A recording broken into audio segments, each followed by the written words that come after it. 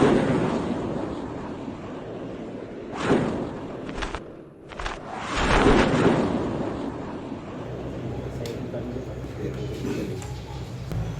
Metro Detik kembali kedatangan tamu dari jauh dari Kabupaten Bulukumba. Langsung datang berkunjung ke redaksi metrodetik.com. Ada oleh-oleh yang akan kita sampaikan kepada para sahabat. Informasi penting bagaimana menjaga kesehatan. Ada satu makanan yang akrab bagi kita, terutama ketika ada bencana, ketika ada bantuan sosial. Makanan ini selalu hadir dalam paket bantuan, yaitu mie instan. Ternyata dalam mie instan itu terkandung toksin yang sangat berbahaya bagi kesehatan tubuh kita.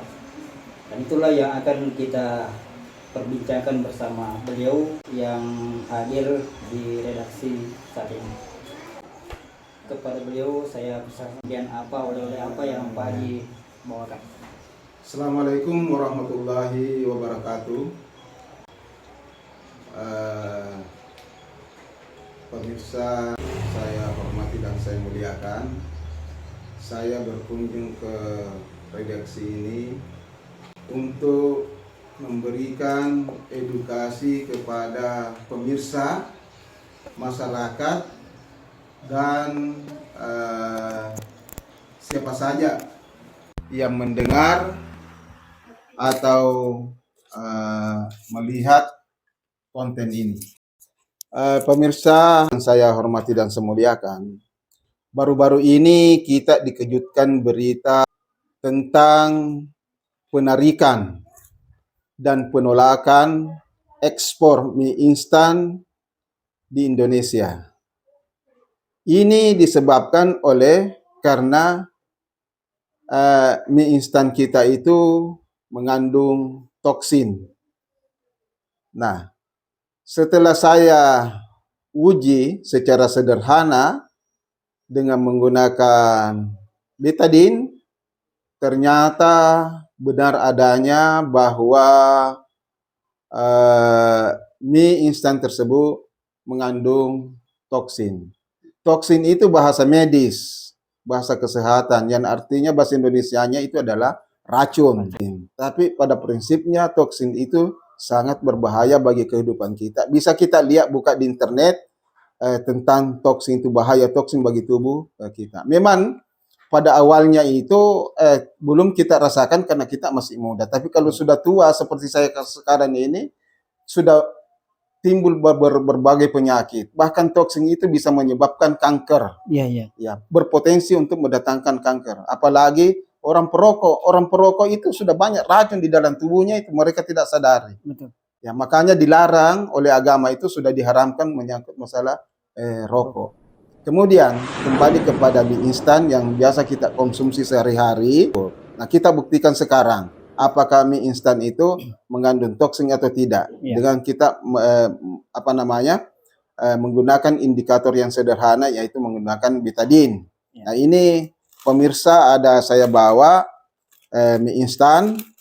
Tidak usah saya sebut mereknya, tapi yang jelas apa saja yang dikatakan apa saja yang sifatnya mie instan. Karena mie instan ini mengandung pengawet, dan kita uji coba apakah betul Pak mengandung toksin atau tidak. Coba Pak Haji, kita tetesi sekitar 10 tetes di gelas ini betadine. 10 tetes betadine kita tetesi. Ya, enggak apa-apa kalau lebih. 1, 2, 3, 4, 5, 6, 7, 8, 9. Ya, enggak apa-apa lebih, enggak apa-apa kita kasih lebih, enggak apa-apa. Pat tambahnya ada di 4 tambahan. Nah, ini gelas yang ditetesi betadine kita berikan air. Ya. Ya, kita berikan air. Ternyata air ini seperti kelihatan air teh, hampir sama warnanya teh. Teh ini terbuat dari teh gaharu, bukan teh biasa, tapi teh gaharu. Iya, jadi ini. Nah, untuk membuktikan bahwa mie itu ada racunnya, kita lihat reaksinya sebentar apa yang terjadi. para pemirsa kita kasih turun mie. Mie ini kita kasih turun. Kita kasih turun. Apa reaksi yang ditimbulkan oleh mie instan tersebut. Ya, sudah ada reaksi, kita aduk-aduk supaya untuk mempercepat reaksi yang ada di apa namanya, di air ini setelah diberikan betadine. Ya. Jadi inilah membuktikan ini berubah menjadi warna hitam. Ini membuktikan, menandakan bahwa mie ini mengandung toksin, mengandung racun. Cuma saya belum tahu kadarnya, berapa kadarnya. Karena kalau untuk menentukan kadarnya itu diperiksa di Badan Pengawasan Obat dan Makanan. Nah sekarang kita sebenarnya enggak dilarang mengkonsumsi mie, tidak. Cuma ada caranya, bagaimana cara mengkonsumsi secara sehat dan benar. Ini cuma memberikan contoh nyata saja, contoh konkret tentang membuktikan bahwa mie ini mengandung toksin. Nah, setelah tentunya di pemirsa bertanya, bagaimana kalau saya sudah terlanjur mengkonsumsi mie dalam tubuh saya, berarti di tubuh saya sudah banyak toksin. Ya betul, sudah banyak toksin. Karena bukan saja mie, banyak makanan-makanan yang mengandung toksin. Bukan saja Indomie ini. Nah, di dalam tubuh kita itu banyak terkandung toksin. Nah, bagaimana solusinya supaya kembali tubuh kita ini terbebas dari toksin atau netral? Nah, ini kita berikan teh gaharu. Teh gaharu, ya. Ini tadi sudah dimasak. Yang tadi ini mereknya teh gaharu. Ya. Buktikan apakah bisa menetralkan racun yang terkandung dalam mie ini. Oke, kita buktikan sekarang. Kita kasih teh gaharu di gelas ini sampai penuh, kita lihat. Ya. Jadi sekejap saja, tidak cukup 5 detik, ya, racun yang tadi ada di mie instan ini berubah, dia menjadi netral kembali, menjadi warna seperti warna teh. Yang hitam tadi itu sudah hilang, berarti dia netralkan. Jadi kesimpulannya, kalau kita mengkonsumsi atau kita minum teh gaharu ini, berarti dia dapat mengeluarkan racun. Kalau kita minum pagi sore saya biasa kalau minum sore itu saya selalu berkeringat. Dan kalau kita sudah berkeringat, otomatis bahwa racun itu sudah keluar. Dan juga orang selalu buang air kecil. Urin yang kita kasih keluar itu, kencing yang kita keluar itu berarti racun dalam tubuh kita itu sudah keluar. Ya. Jadi ini saja untuk membuktikan. Kemudian di sini di brosur ada, saya lihat ada beberapa manfaat daripada daun teh gaharu. Nah, salah satunya tadi menetralisir, membuang racun atau toksin dalam tubuh. Ini ada di brosur, saya baca. Kemudian dapat mencegah kejang otot. Kenapa saya katakan demikian? Karena saya yang alami. Selama saya kenal ini belum cukup 1 bulan saya kenal ini teh gaharu, saya uji coba pada diri saya karena saya sudah sekarang sudah umur 62, sudah masuk 63, sudah cukup tua, sudah banyak toksin yang ada dalam tubuh, dan saya sangat berterima kasih karena saya baru kenal ini teh gaharu belum cukup 1 bulan. Nah, ini selalu saya konsumsi terus pagi sore. Yang tadinya saya minum kopi, kalau saya sudah minum kopi saya minum teh gaharu. Ada orang mengatakan kalau sudah minum kopi tidak boleh minum teh. Itu enggak, itu kita berubah, mindset kita rubah.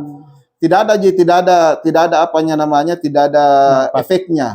Karena saya minum sudah 15 tahun, saya minum, saya ganti-ganti itu saya disampaikan oleh orang Jawa waktu saya penataran di Jakarta. Saya tegur itu, Bapak itu, Mas, tidak boleh itu kalau kita sudah minum kopi, minum lagi teh, itu enggak boleh. Dan siapa bilang? Saya bilang orang di kampung. Akhirnya terbantahkan dengan dia bilang tidak. Ini teh ini itu herbal. Kopi juga herbal, sama-sama herbalnya, tidak ada pengaruhnya. Jadi selama itu saya selalu ganti-gantian kopi teh. Ya, jadi tidak ada aja pengaruhnya, sudah kurang lebih 15 tahun bagi kesehatan saya itu tidak ada. Nah, sekarang biasanya saya kan peminum kopi. Biasanya kalau saya tidak minum kopi sakit saya punya kepala. Kalau saya tidak minum kopi, kalau saya ganti saya dengan teh, sakit saya punya kepala. Tapi alhamdulillah setelah kopi saya minum dan saya ganti tiga haru, tidak sakit saya punya kepala. Itulah kehebatannya ini tiga haru. Oh, iya, Kemudian iya. yang kedua, tiga hari ini tahan satu hari tidak basi, seperti itu biasanya. Kalau itu biasanya kalau sudah bermalam itu basi. Kemudian yang paling bagus ini, kalau kita konsumsi 3 hari ini, jangan kita buang ampasnya. Jangan kita buang ampas. Jadi tidak ada yang terbuang. Diambil itu ampas, kita jadikan masker.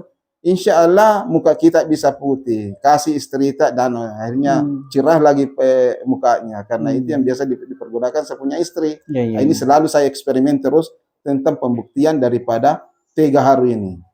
Nah, terus di sini juga sebagai antioksidan. Ya jelas selaku antioksidan membantu melindungi tubuh dari radikal bebas yang tercemar, misalnya asap-asap kendaraan yang masuk di dalam tubuh kita, yang masuk di dalam tubuh menimbulkan oksigen yang tidak yang sudah tercemar, yang bisa menimbulkan berbagai jenis penyakit juga. Kemudian kalau kita selalu mengkonsumsi terus itu tidak mudah masuk angin. Betul.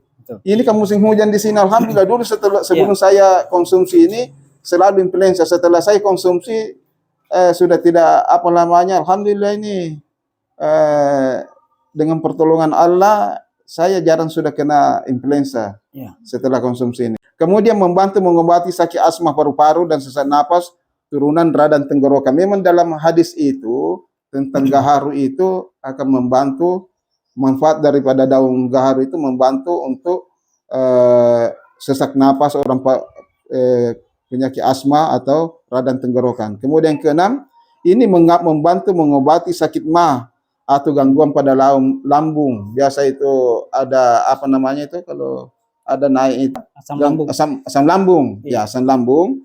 Itu kalau kita minum ini, insya Allah akan bisa berhenti asam lambung kita. Karena saya juga sudah uji coba. Saya merupakan testimoni. Saya tidak bisa perkenalkan ini kalau saya tidak pernah alami. Karena saya takut berbohong masalah ini. Nah, kemudian ini juga nomor 7. Membantu menurunkan darah tinggi dan kolesterol.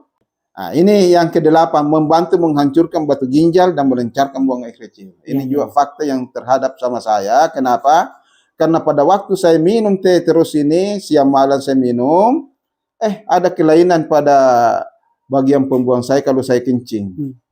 Di situ ada perasaan saya kasar kalau sudah kencing. Ternyata setelah saya membaca brosur ini, betul-betul ini dapat menghancurkan batu ginjal. Saya berkesimpulan bahwa yang keluar itu adalah batu ginjal saya yang sudah hancur. Saya yakin begitu.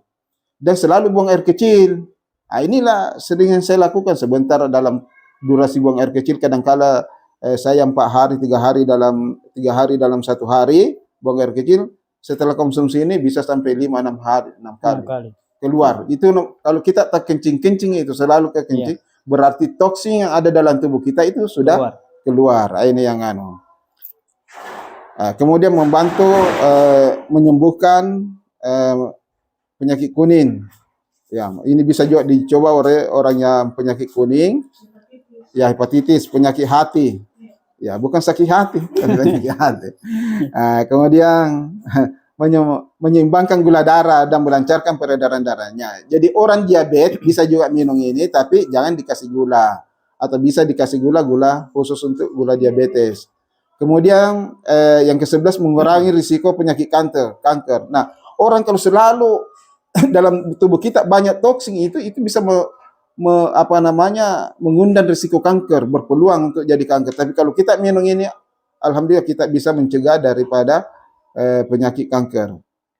Kemudian mengurangi risiko penyakit kanker, kemudian mengurangi ngilu, tulang dan sendi. Ini saya biasa sakit di sini lutut biasa sakit, alhamdulillah sudah ada perbedaan sedikit. Ya sudah mengurangi. Biasa kalau saya duduk itu sholat, sakit ini lutut ini. Apalagi kalau kita kena asam urat gitu. Kemudian mengatasi masalah insomnia atau susah tidur. Nah, ini biasa juga dialami orang yang susah tidur. Kemudian yang ke-15 antisambelit, melancarkan pencernaan baik untuk program pengurangan berat badan. Ini apa namanya? Kalau bagi saya belum berpengaruh sama saya ini karena saya masih tetap berat badan saya. Kenapa? Karena mungkin saya kasih gula. Kalau saya minum itu gula itu menambah itu stabil itu menurunkan. Mungkin kalau saya tidak kasih gula, bisa saja menurunkan berat badan saya. Ya itu, karena saya tidak pernah tidak punya gula, tidak kasih gula, selalu kasih gula karena enak memang kalau ada gulanya. Nah, terus menetralkan kadar nikotin. Nah, inilah tadi orang yang banyak racun dalam tubuhnya, orang yang perokok itu bagus sekali untuk diminum ini supaya nikotin yang ada dalam tubuhnya itu bisa keluar. Nah, kemudian dapat menghilangkan bau badan. Ini sudah terbukti juga bahwa tidak usah saya sebutkan, tapi ada di antara beberapa yang hilang bau badannya setelah dia konsumsi terus-menerus teh gaharu ini. Tambahan bahwa teh gaharu ini pernah ada kejadian anak-anak di Bone, ya saya diceritakan distributornya teh gaharu di Bone. Ada anak-anak yang lambat caranya ngomong, lambat caranya bicara, tidak lancar. Setelah disuruh untuk konsumsi ini, alhamdulillah ada kurang lebih 1 bulan setelah dia konsumsi terus, langsung bisa dapat bicara secara perlahan-lahan dan sampai sekarang sudah lancar dia punya ngomong.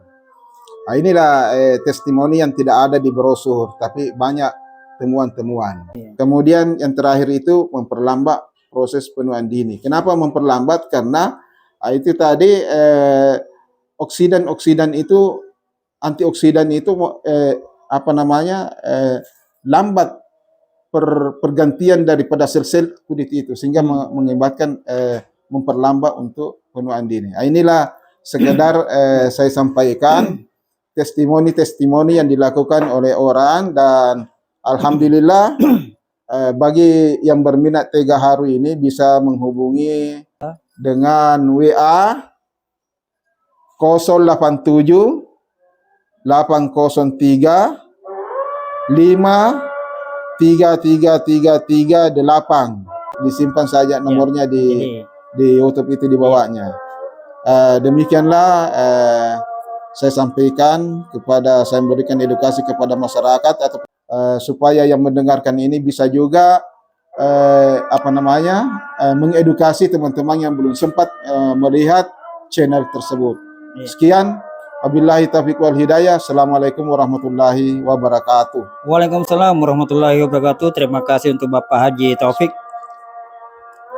untuk edukasi. Dan dalam sebuah hadis Bukhari dikatakan bahwa Ummu Qais binti Mihsan radhiyallahu anhu pernah berkata bahwa saya pernah mendengar Rasulullah bersabda, pakailah kayu gaharu karena di dalamnya mengandung 7 macam obat.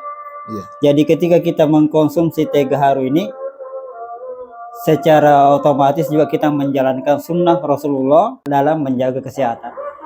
Hadis ini dapat juga ditemukan di dalam kitab karangan Ibnu Sina, di mana Ibnu Sina kita kenal sebagai bapak dokter sedunia, ahli kesehatan yang kitab-kitabnya menjadi rujukan dokter-dokter di seluruh dunia sampai hari ini. Demikian apa yang dapat kami sampaikan. Sekali lagi terima kasih untuk Bapak Haji Taufik kedatangannya di studio demi memberikan pencerahan kepada para sahabat dimanapun Anda berada. Barakallahu fikum. Assalamualaikum warahmatullahi wabarakatuh. Waalaikumsalam warahmatullahi wabarakatuh.